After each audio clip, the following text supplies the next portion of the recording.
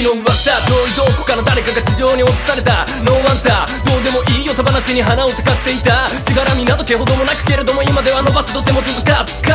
そうまとったどれ見えない何かを探していた。確かめ歩きままに歩き回り、意識が交わる温かな新たな場所での視線。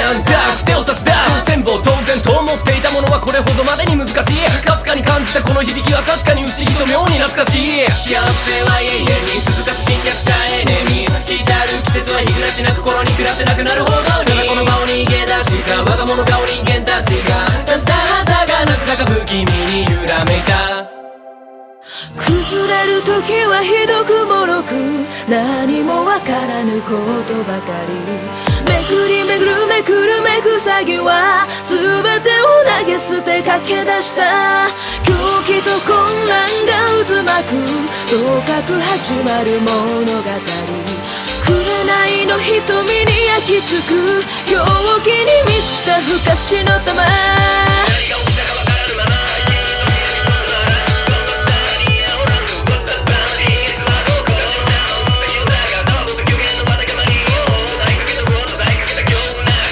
風の噂、藁にもすっかり人目を避けて走り回るノーアンサー、見当つかずただ闇雲に当たりを探す。迷い次にたどり着いた作りの中での出会いから話し合い、全てを隠した元月のため使えるもん昔からの再来。さすような月明かりがまず今日を打ち負かしたな術をなくしていた。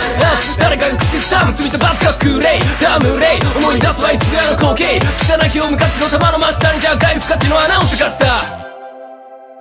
光求め闇を取り巻く長く続いた物語。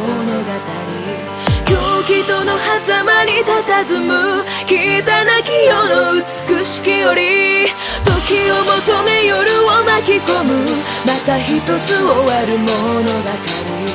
紅の瞳に焼き付く狂気に満ちた不可視の玉。かごめかごめいついつである繋がり隠れたことばかり始まりと終わりは日暮らしなき頃に、卑しき民と月の狭間、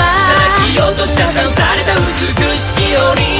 かごめかごめいついつである未だに忘れない物語、旅立ちの時話が似合うほどに、長き夜の中輝いた時に満ち溢れ隠された不可視の玉。地上の噂、夜が止まる発端は閉ざした扉の向こう。ノーアンサー、真実を隠した闇に溶かした時は不動。地べたを這いつくばる癒しきたに入れ替わり立ち替わりターニングポイント通過。幻想の中知る由もない陰る月の明日、異変を察知した者たちとおぼろげな物語の最初、唐突なスタート全てを変えたのはアポロ11号。異変を察知した者たちと見届けた物語の最後、また新たに始まる物語を書き足し皆と共に歩こう。